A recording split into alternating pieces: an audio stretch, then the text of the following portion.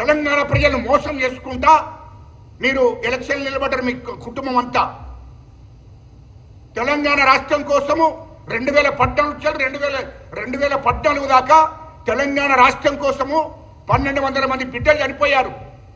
తెలంగాణ ఉద్యమానికి మేము కీలక పాత్ర వహించాం. తెలంగాణ రాష్ట్రం సాధించేదాకా మేము కీలక పాత్ర వహించాం. మా సోనియా గాంధీ తెలంగాణ ఇచ్చింది. ఎందుకోసము? తెలంగాణ ప్రజల కోసము. నా బిడ్డలు 1200 మంది బిడ్డలు చనిపోయారు. తెలంగాణ ఇస్తే ఈ రాష్ట్ర ప్రజలు బాగుపడతారు, 4 కోట్ల మంది ప్రజలు బాగుపడతారని ఆలోచన చేసి ఇచ్చింది. ఏం చేశావు నువ్వు? 4 కోట్ల ప్రజలను తెలంగాణ ఇచ్చింది. సోనియా గాంధీ అమ్మ తెలంగాణ ఇవ్వడం మూలంగానే ఇవాళ కేసీఆర్ ఈ రాష్ట్రానికి ముఖ్యమంత్రి అయ్యాడు. అది మర్చిపోయి మాట్లాడుతున్నావు. కాంగ్రెస్ వాళ్ళు లుచ్చగలు, ఎవడరా లుచ్చగలు? సోనియా గాంధీ అమ్మ ఈ రాష్ట్రం ఇయ్యకపోతే కేసీఆర్ అనేటోడు ఈ రాష్ట్రానికి ముఖ్యమంత్రి అవునా? అరే కేటీఆర్, నువ్వు ఈ రాష్ట్రానికి మంత్రి అయిదువా? అది ఎప్పు ఫస్ట్. ఇవాళ రాష్ట్రానికి ముఖ్యమంత్రి అయి, నువ్వు మంత్రివై, నీ బావ మంత్రి అయి ఈ రాష్ట్రాన్ని మొత్తం దోసేసిండ్రు. ఇవాళ హైదరాబాద్ చుట్టూ 30,000 ఎకరాల భూమి మీ బీనాం పేర్ల మీద ఉన్నది. కేసీఆర్ బీనాం పేరు మీద, కవిత బీనాం పేరు మీద, కేటీఆర్ బీనాం పేరు మీద, హరీష్ రావు బీనాం పేరు మీద. ఇది వాస్తవాలు కాదా? ఇలా ప్రాజెక్టుల పేరు మీద 1000 కోట్లు దోచుకునేది వాస్తవం కాదా? అది ప్రజలు గమనిస్తున్నారు కదా. విచారణలో మీరు నీతి నిజాయితీగా ఉంటే రేపు పొద్దుగాల నిజమే కాంగ్రెస్ ప్రభుత్వం అనవసరంగా విచారణ చేయించిందని కాంగ్రెస్ ప్రభుత్వాన్ని గుణపాఠం చెప్తారు, మా ముఖ్యమంత్రి గారికి గుణపాఠం చెప్తారు. ఎందుకు భయపడుతున్నావు నువ్వు? ఒకవేళ మీరు అవినీతి వాస్తవం తేలినాడు ఈ రాష్ట్రం నుంచి మేము తరివేస్తారు. తరిమేశ్వరే కాదు, ఈ రాష్ట్ర బహిష్కరణ జరుగుతుంది. టీఆర్ జైల్లో మీరు ఉంటారు. అది గుర్తుపెట్టుకోండి. కేటీఆర్ ఇష్టం వచ్చినట్టు మాట్లాడడం సరైనది కాదు. నువ్వు ఇష్టం వచ్చినట్టు మాట్లాడితే కాంగ్రెస్ పార్టీ అట్టి చేతులు కట్టుకొని కూర్చుంటుంది అనుకుంటారు ఏంటి? లేకుంటే తెలంగాణ ప్రజలు చేతులు కట్టుకొని కూర్చుంటారా? తమాషా చేస్తే బాగుండదు. ఎందుకంటే మేము గౌరవంగా, నాకు ఒక పద్ధతి ఉంది, ఒక సిస్టమ్ ఉంది, మాకు గౌరవించడం తెలుసు కాబట్టి ఆలోచన చేస్తున్నాము. అంతేగాని చేతగా కాదు. కాంగ్రెస్ పార్టీ కార్యకర్తలను, లేకుంటే కాంగ్రెస్ పార్టీని, లేకుంటే మా ముఖ్యమంత్రిని ఇష్టం వచ్చిన మాట్లాడితే చేతులు కట్టుకొని కూర్చోడానికి మేము సిద్ధంగా లేము. అది గుర్తుపెట్టుకో. అదే పద్ధతిలో, అదే ధోరణి గిట్ట నువ్వు వ్యవహరిస్తే, అట్లనే మాట్లాడితే ఏదో ఒక రోజు నీ ఇల్లు ముట్టడిచ్చుడవుతుంది, మీ మీద దాడి చేసుడవుతుంది. అది గుర్తుపెట్టుకో. మర్యాదగా మాట్లాడు. విచారణ మీకు నీతి నిజాయితీ పరులతో విచారణకు ఆదరగండి. మీకు ప్రభుత్వ అధికారులు లెక్కలకు ఉండదు, జడ్జీలు లెక్కలకు ఉండదు, హైకోర్టు మీకు లెక్కలకు ఉండదు, సుప్రీంకోర్టు లెక్కలకు ఉండదు. ఇష్టం వచ్చినట్టు మాట్లాడుతున్నారు మీరు. ఇంత అంత కాదు, రాష్ట్రం మొత్తం దోశారు. ఇవాళ రాష్ట్ర ప్రభుత్వం 8 లక్షల కోట్ల అప్పు చేశారు. రాష్ట్ర ప్రజల రక్తాన్ని పీల్చుకున్నారు. రాష్ట్ర ప్రజలు కూడా గమనిస్తున్నారు. ఇవాళ రాష్ట్ర ప్రజలందరూ కోరుకుంటున్నారు, ఖచ్చితంగా అన్నిట్లో వాళ్ళు ప్రాజెక్టులు కట్టారు, అవన్నిటి మీద విచారణ జరగవలసిందే. ఇది రాష్ట్ర ప్రజలు కోరుకుంటున్నారు.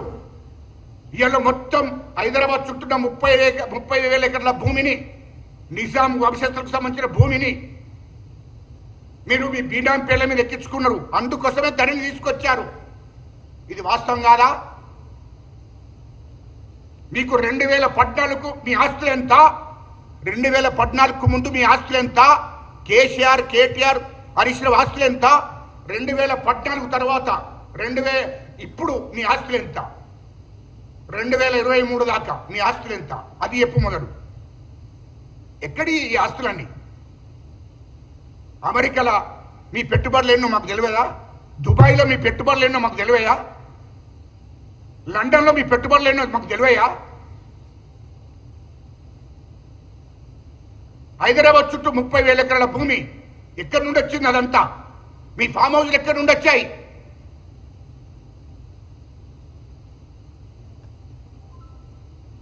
2014 ముందు మీ బతుకులేంటి? ఇలా మొత్తం తెలంగాణ అంటే మేమంటే తెలంగాణ అన్నట్టు మాట్లాడుతున్నారు ఇష్టం వచ్చినట్టు. అదేవతో మాట్లాడుతుంది ఈ రాష్ట్ర జాతిపిత అన్నాడు. ఎవడు జాతిపిత? జాతిపిత అని ఎవరిని అంటారు? గాంధీని తప్ప ఈ దేశంలో ఎవడు జాతిపిత లేడు.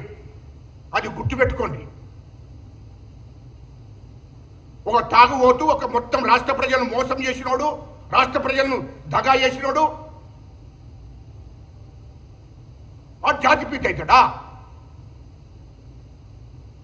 మరి తెలంగాణ కోసం మేమందరం కష్టపడ్డాం కదా, తెలంగాణలో కీలక పాత్ర వహించాం కదా.